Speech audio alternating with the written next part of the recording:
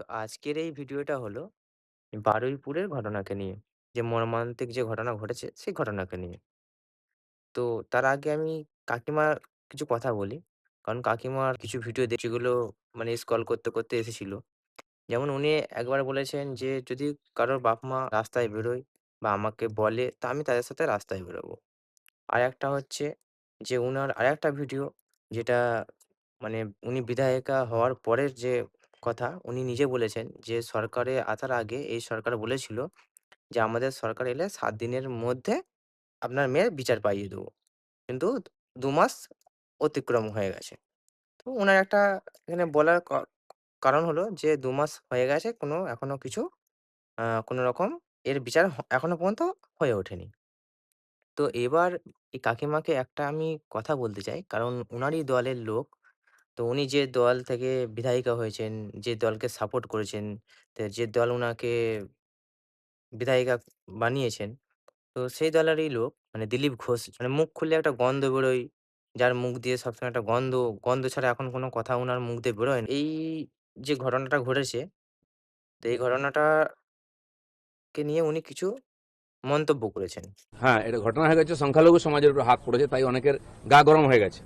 দিনের পর দিন হিন্দু মহিলারা রেপ হয়েছে, মার্ডার হয়েছে, আমাদের কর্মীরা মার্ডার হয়েছে, বাড়ি ভেঙে দেওয়া হয়েছে, কাউকে যেতে দেখিনি। মুসলমানের গায়ে হাত লেগেছে, গা পুড়ে যাচ্ছে তোমাদের, এত পীড়িত কেন?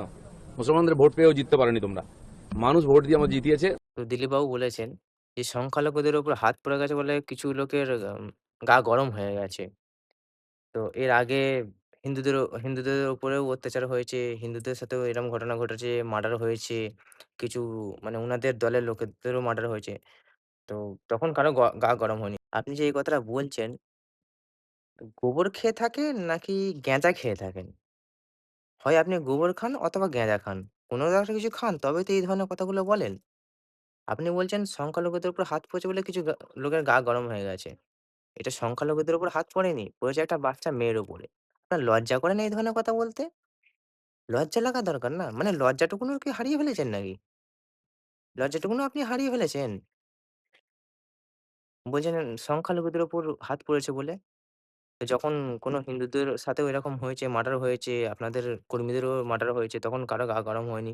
তাহলে আরজি করে যার মাকে আপনারা বিধায়িকা বানিয়েছেন, যে কাকিমা, তো তার মেয়ের সময় তখন কারা বিচার চাইতে রাস্তায় নেমেছিল? এবার খেয়াল করে দেখবেন না, প্রত্যেকটা ধর্মের লোকেরাই সেখানে ছিল। আমিও রাস্তায় মিছিলে ছিলাম। সে ভিডিও এখনো আছে। এখন যারা নেমেছিল তাদের কাছে ভিডিও আছে। তারা সবাই প্রতিবাদ করে। তাই কাকিমাকে তারাই অনেক প্রশ্ন করেছে।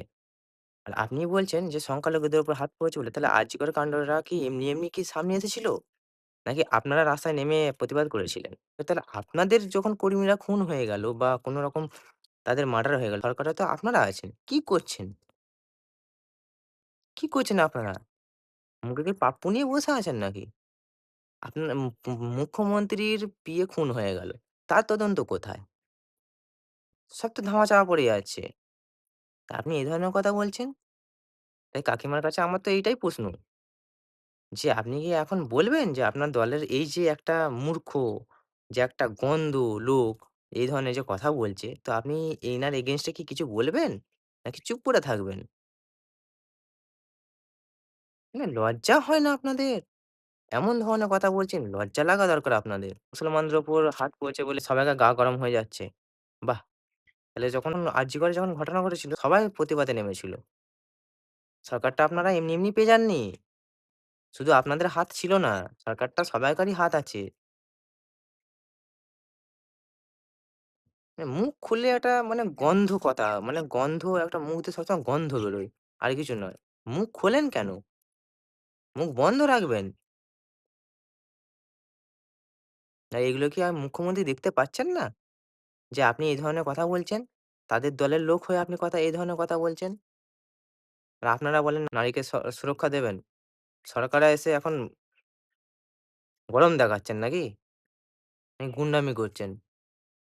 ভুলে যাবেন না যে আপনারও আগের সরকারটাই ঠিক এরামই ছিল। তার আগের সরকারও কিছু না কিছু ভুল ছিল। তাই ভুল না করে ঠিকঠাক চলুন। সবটাই সবাইকে নিয়ে চলুন। আর যদি কোন রকম কিছু বলতে না পারেন চুপ থাকবেন, বলবেন না। আপনি এই ধরনের কথা বলতে পারেন না। আপনি একটা পদে থাকা লোক। আপনার লজ্জা করা দরকার। লজ্জা হওয়া দরকার। লজ্জাটা আপনার হারিয়ে গেছে বলেই এই ধরনের কথা বলছেন।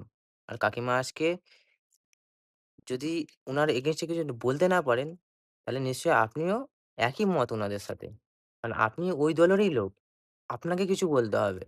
যখন আপনার দলের লোকেরা যখন এই ধরনের জঘন্য কথা বলে, তাহলে তাদের এগেইনস্ট এ আপনারও কিছু বলা দরকার।